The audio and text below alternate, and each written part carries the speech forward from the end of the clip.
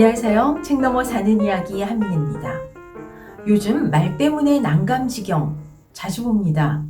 굳이 안 해도 될 말을 해서 여러 사람 염장 지르고 구설수에 오르고 된통 혼나고 사과를 하죠.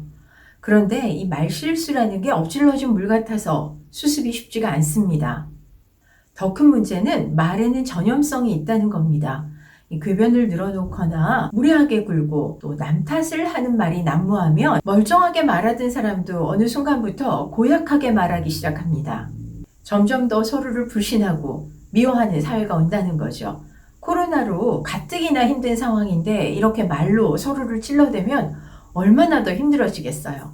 그래서 오늘은 심리학자인 릭 헨슨이 쓴 12가지 행복의 법칙에서 말한 현명한 말하기 기준 6가지를 소개해 드릴까 합니다. 이 기준만 염두에 둬도 공연히 상처를 주거나 쓸데없는 말을 해서 후회하는 일 줄어들 겁니다. 또 하루에도 수없이 쏟아지는 말들 가운데 정말 의미가 있는 건 뭔지, 제대로 된 말이란 게 어떤 건지를 구분하는 데도 확실히 도움이 되실 겁니다. 현명하게 말하기 위한 기준, 첫 번째는 선입니다. 말을 할 때는 일단 좋은 의도여야 됩니다. 비난하거나 망신 주고 놀리고 상처 주는 말이 아니라 칼입니다.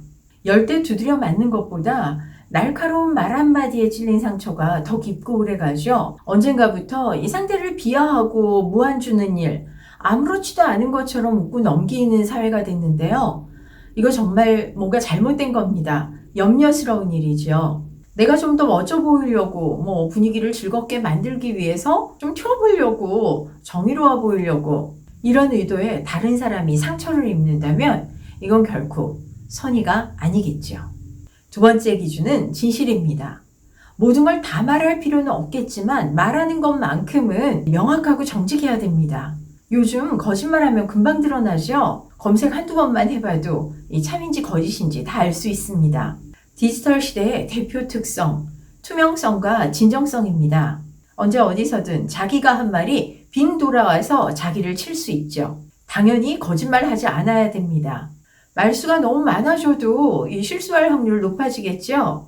자신이 없거나 확신이 들지 않는 말 또한 함부로 입에 담지 않는 것이 현명합니다.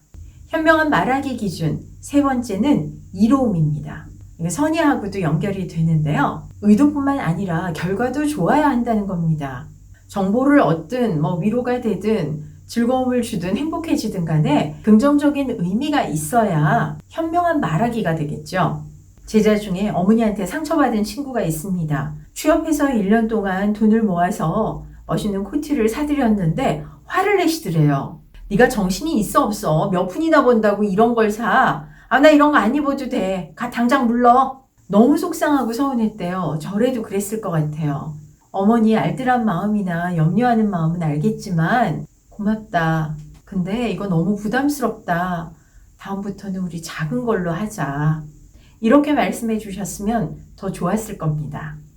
이로운 대화가 되려면 상호 서로 헤아리는 마음이 필요합니다. 현명한 말하기의 기준, 네 번째는 시의성입니다. 때와 장소에 맞춰서 말을 하라는 거죠. 흔히 어려운 이야기일수록 식사를 하고 난 후에 그리고 너무 피곤하거나 예민하지 않을 때 하는 게 좋다고 합니다. 고민거리를 꼭 밥 먹기 전에 이 밥상 차려놓고 하는 경우가 있습니다. 더 부담스럽고 소화도 잘 안 되겠죠. 진지하게 상의해야 될 문제를 퇴근 시간에 꺼낸다거나 집에 막 들어온 사람한테 하루 종일 짜증스러웠던 일을 계속해서 이야기를 하는 것도 바람직하지 않죠. 농담이나 유머도 마찬가지입니다. 사람들이 집중할 수 있을 때 그리고 분위기 전환이 필요할 때처럼 적절한 때와 상황이 있죠. 이런 시의성을 잘 판단하는 건 일종의 말센스기도 합니다. 현명하게 말하기 기준, 다섯 번째는 비폭력입니다. 말을 하다 보면 단호해질 때도 있고 열정적으로 말할 때도 있고 또 격해질 때도 있습니다. 하지만 이 말투가 상스럽거나 남을 비하하거나 폭력적이어서는 안 된다는 겁니다. 가끔 기발한 표현인데 너무 서슬이 펄해서 섬뜩한 게 있죠.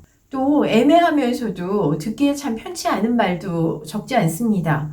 개인적으로 저는 접두사, 개라는 말이 그런데요. 개 맛있다, 개 멋지다. 이게 칭찬인지 욕인지 가늠이 잘 안 됩니다. 어리고 젊을 때 이런 말을 쓰면 그 뭐 한때야 하고 넘어갈 수 있지만 60이 넘었는데 70이 넘었는데 이런 말을 쓴다? 당연히 품위가 깎이겠죠.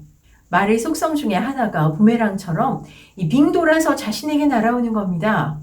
거칠고 무례하고 폭력적인 말, 자신은 물론이고 사회적인 관계에도 손실을 입힙니다. 반드시 삼가는 게 좋겠죠. 현명하게 말하기 위한 마지막 6번째 기준, 욕구입니다. 신중하게 말하되 해야 할 말은 꼭 해야 한다는 겁니다. 가끔 지나치게 민폐를 우려해서 자기가 해야 할 말을 하지 않거나 못하는 경우 봅니다. 사람 생각보다 다른 사람한테 갖는 관심 그렇게 크거나 오래가지 못합니다. 불편하다, 좋다, 맞다, 아니다, 틀리다 뜻을 밝혀야 할 때는 말을 해야 됩니다. 그렇다고 매사 쉴 새 없이 자기 생각을 끊임없이 얘기하는 이 TMI가 되라는 건 아닙니다. 어떠한 상황에서든지 자기 자신은 스스로가 챙겨야 되지 누가 알아서 챙겨주지 않습니다. 할 말, 해야 되지 않는 말은 구분해야 되겠지만 꼭 해야 될 말만큼은 할 줄 알아야 합니다. 저는 종종 이 주고받는 게 원칙인 말하기가 공놀이 같다는 생각을 합니다. 받을 수 있을 만한 힘과 속도로 제대로 된 방향으로 던져줘야지만 공놀이가 계속될 수 있죠. 나름의 기준을 세워두지 않으면 마음과 달리 말이 엇나가서 상대에게 상처를 주거나 관계를 악화시킬 수도 있습니다. 이럴 때 대개의 문제는 이 내용보다는 말하는 방식 때문입니다. 오늘 말씀드린 6가지 기준을 염두에 두고 여기에 표정이나 말투, 자세, 몸짓 같은 것들을 더 감안해서 말하는 습관을 키우면 말 한마디로 천냥빚을 갚고 이 천냥을 재투자받는 지혜로운 말하기를 하시는 분이 되지 않을까 싶습니다. 오늘 영상 재밌으셨어요? 저는 더 유익한 내용으로 곧 다시 찾아뵙겠습니다. 고맙습니다.